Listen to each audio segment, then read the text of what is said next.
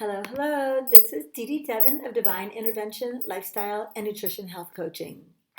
What's up? Have you ever wanted to change your life and have no clue where to start?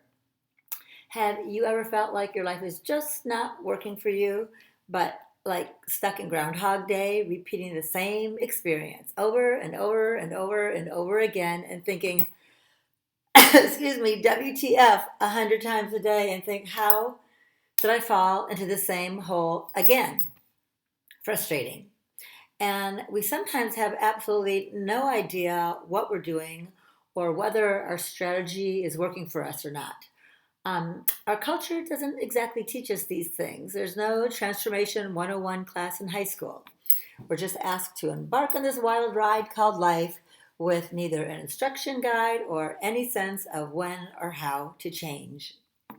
So, I want to welcome you today and I want to talk to you about transformation.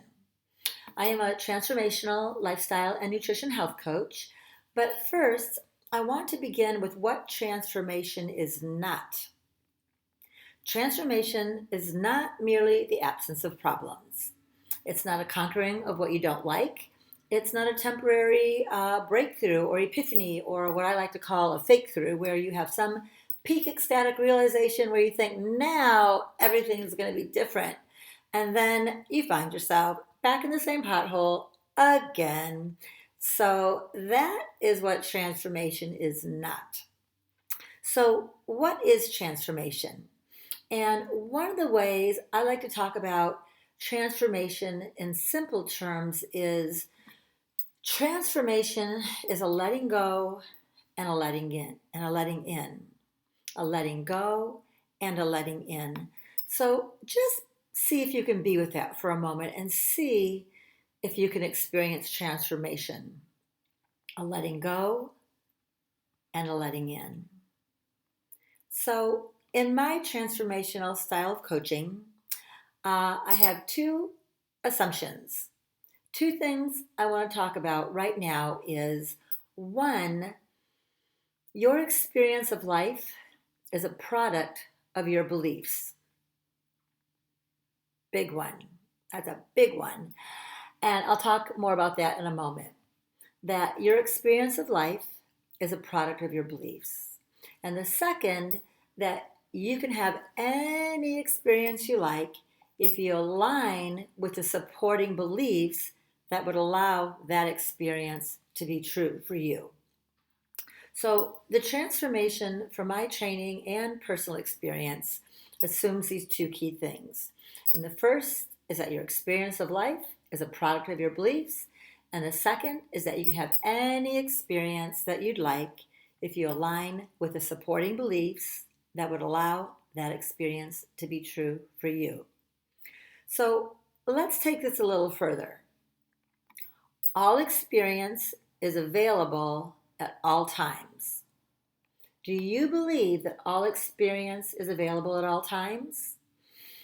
It's sort of like the world is a giant dark warehouse filled with all potential experiences, and your beliefs are like the flashlight that allows you to see what's available. Okay? So imagine you're entering a dark warehouse. Now, in this dark warehouse is everything you might want. It might be the body you want. It might be the relationship you want. It might be the partnership, the money, the finances, the recognition, respect. It could be the confidence. All of that is available in this warehouse. And your beliefs are like this little flashlight, right? And what's in the dark, we can't see. And just because we can't see it doesn't mean that it doesn't exist. It just means that we're not noticing it. Now, the more flexible your beliefs, the more range you can access. So all experience is available at all times. And that's the premise that we're going on for this conversation. Just most of what's available is going unnoticed because we have beliefs that limit our possibilities, that we perceive, that limit our perspective. So this business of beliefs and how it relates to transformation. Well, let's talk about what is a belief, because beliefs are a key core of transformation work. What is a belief? In etymology, belief has the root word of be, which means to make or cause, and then leaf means to make valuable. So to believe something means to make it valuable or to make it dear. So when we're believing something, we're making or causing that thing to be valuable. Now, beliefs are the basis of our identity. And identity is how we know who we are. Who are you? Well, you're a constellation of your beliefs about self, about others, and about the world. And you'll notice when someone is feeling stuck, they're usually believing some version of, I don't get to have what I want, or life isn't fair, or I haven't yet earned the right to be happy. I haven't yet earned the right to relax. Like I haven't done enough to relax, or I haven't succeeded enough to reward myself. So, what are some other beliefs you might notice when someone's feeling stuck? How about scarcity? I'm not enough. I don't know enough. There's not enough to go around. Stuckness comes from perceived scarcity. Not enough time, not enough money, not enough energy, not enough hours in a day, not enough love, not enough safety. And this feeling of scarcity informs all of our decision making. So, if you believe no one will buy your product, then why even putting yourself out there, right? So, if effort equals produces failure or rejection, then you're not likely to expose yourself to that after a while, because it's like putting your head in a snake pit, right? If you believe you don't know enough or are good enough, then you won't feel congruent charging for your services. Or if you don't actually believe that your product or service is not actually worth it, then you won't likely get yourself into conversations that would have you make that offering. Then you'll go like, my life is a waste of time, or my schooling or my experience is useless. I can't make any money. But can you see where there's misalignment between what you believe and what you're experiencing? What about this feeling of, it's all up to me, like the world is on my shoulders? And if you believe it's all up to you, that you have to do it all by yourself, that asking for help would be an imposition or a burden, that you can't rely on anyone else, then you're more likely to isolate yourself. And further, if you believe you haven't earned the right for ongoing support or that you don't deserve it, then you're more likely to beat yourself up and tell yourself you're a fraud or an imposter, or hide because you fear someone will find you out and expose you. And all of that takes enormous amounts of energy to maintain these kinds of beliefs. It's just draining. So no wonder we're so tired. So these perpetual beliefs start to eat away at us and lead to burnout, adrenal fatigue, not giving yourself permission to rest or to have a voice or to be visible, constantly living in survival mode. And we have a real hard time getting out of that. It's like it gets stabilized in there because we keep repeating the same beliefs. On the other hand, when someone adopts the beliefs that support the life experiences that they want, they transform into who they want to be now. In other words, they're different without having to think about how to be different. It's automated. It's automated more when their beliefs are supporting the life experience that they want. Okay? then it just runs automatically and it frees up so much energy from me constantly doubting and beating myself up and berating myself for not being better. And then I have a lot more creative energy and confidence, and that's sexy and appealing and attracting uh, the potential things in your life. So, when you adopt beliefs that support your life's experiences, you'll notice that things just start to fall into place. Your choices and actions are automatically aligned with who you want to become now. So instead of your telling yourself an untruth, like I like to call disempowering beliefs untruths, so instead of telling yourself a disempowering belief or an untruth, like for example, nobody wants to hear what I have to say, you grow your belief into that people just can't wait to hear what I have to say. And what I have to offer is the perfect match for someone. Or where I'm at in my personal development is exactly the right stage for what I'm supposed to be experiencing at this time. So, our beliefs create our experiences, and our experiences will confirm our beliefs. If you want to know what somebody believes, you just look at what they're experiencing.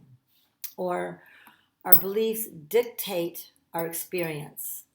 And one of the key pieces of transformation, of what transformation that we're talking about today, is that our beliefs dictate our experience. So it follows that if we want to change our experience, we must let go of the beliefs that are no longer serving us. So then we can let in the beliefs that are aligned with the experiences we want to have in any area of our lives. So let me ask you a question. What is one area of your life that you would like to experience change or transformation? Is it in your business, in your personal relationships, your marriage, your money? What is one area that you would like to experience transformation? Okay, so now that you have that in your mind, what is one belief that you're holding onto that keeps you stuck?